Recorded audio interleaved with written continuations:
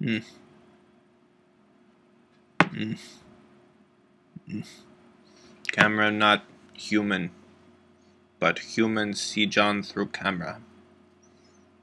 Must interact as though camera is human. Yeah.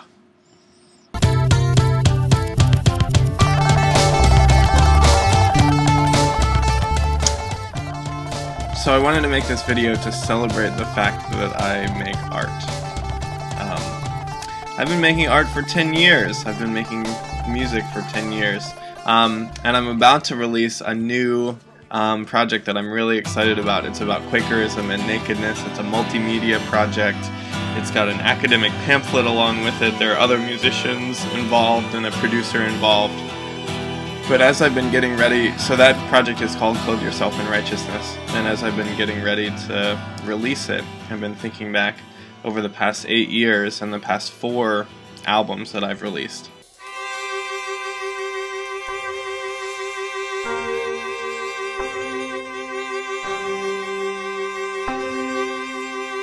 So I wanted to take a moment just to go back through those 4 albums.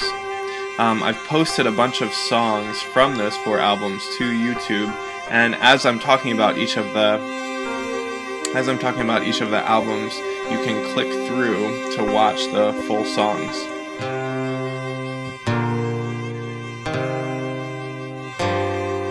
So let's start with the album Self. I recorded Self when I was a sophomore at Guilford College, and I was thinking a lot about the self as a construct, what it is to be an individual, what my self-will is and what my ego is. And I hadn't actually done a lot of study of early Quakerism, but I guess the sort of theology had rubbed off on me. You know, a lot of early Quakers, like particularly I think about John Woolman, talked about having the self die, having the self be replaced with the servitude, with the will to do God's will. So this album, the album Self, is more like wrestling with that, wrestling with what self is and what it means to be a self in an institution or in a community. Sometimes I just cry and remember I'm alive. Think of those I've loved and that loved me. But I'ma stick to her like glue, stick to a shoe, sick through and through, fit for the movement, through the coop, then to the new friends, through the hoop. When who are you? Central to losing. I put my foot down, living around the sound lounge. His sound is hound, his verb is swerve. He's at every curve, beginning from here to merge. My changing rhythm says that individuals know to put a leg. If I could leave it, I wouldn't have to show you. So few people are thinking things through. So A Few Songs Occasioned was my senior project at Guilford College, and it changed my life. Every album that I record changes my life, but A Few Songs Occasioned changed my life for good. It convinced me of Quakerism.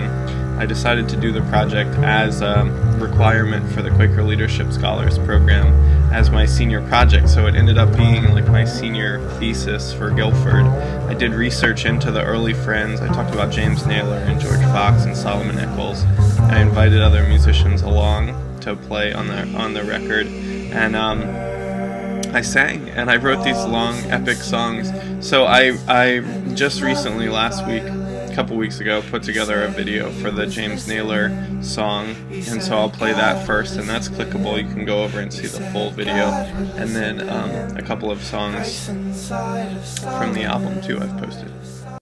James Naylor hadn't slept for days. He had a letter in his pocket.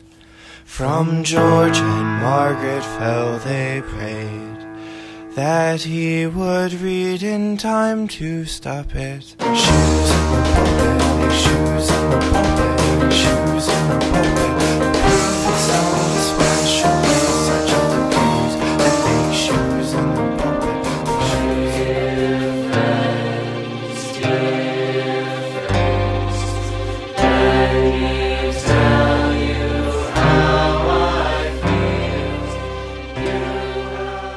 So if A Few Songs Occasioned was a biographical record, The Art of Fully Being was an autobiographical record. I was trying to think, what is John's spiritual story and how can I tell it? So I talked about growing up in liberal Quakerism. I wrote songs about Tom Fox, a mentor of mine who died as a peacemaker during the Iraq War. And it's a very personal record.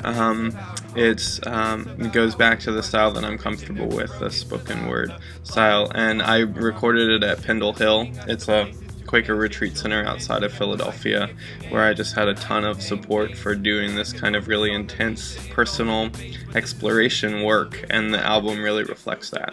Tom Fox, this is John Watts. Can you hear me?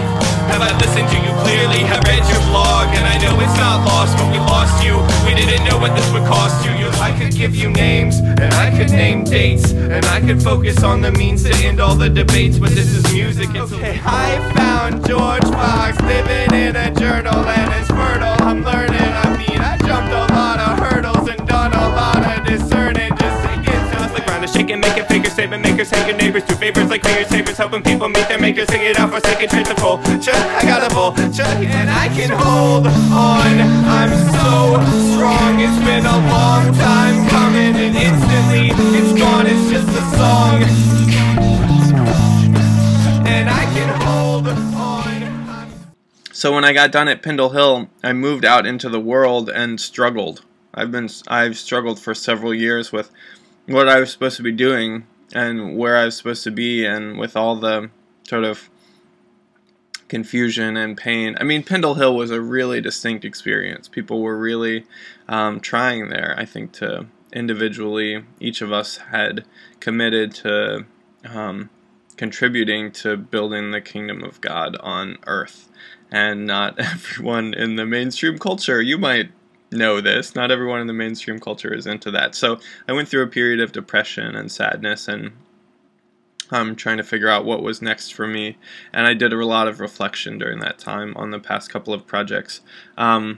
Mixed Vice Work is my most recent project. It's an EP, and it is all songs that I remixed, revised, and reworked to be these sort of new structures, but I used the original audio from the original songs, and I used the original rhyme scheme. So if you want to get all geeky about it, you can go through any song on Mixed Vice Work, compare it to the original, and say, oh, this word compares to that word, this concept compares to that concept. I mean, I got geeky about it. I don't know if I have quite the fan base to really have people picking it apart and studying it, but as an artistic venture, it was phenomenal. It was so much fun and so hard. It was very difficult to write. One day I got lost in my shoes. I was living with bruises, defending it with 2 fists. Bounce to the mountaintop, look in the thrift shop. If I could say 2 words, it would live forever. It's authenticity, and then I think of something clever. I've been having trouble. This is art, and it's important to support it. It's not enough that you enjoy it. I'm asking you to join it. So if you're listening, write a letter to yourself or to someone else. Join the conversation. And finally, I'm really happy to say, after 2 years of planning and a full year of work on writing songs and figuring out the production and writing violin parts and taking video and trying to understand how to edit video and struggle. I mean, there was some real struggle in there too. We have it. Clothe Yourself in Righteousness is coming out next week, so stay tuned. And when I do get dressed, I want to think for a second. Dress up for church and dress down for the fellowship of it's all God's earth. I'm getting dressed for benevolence if every place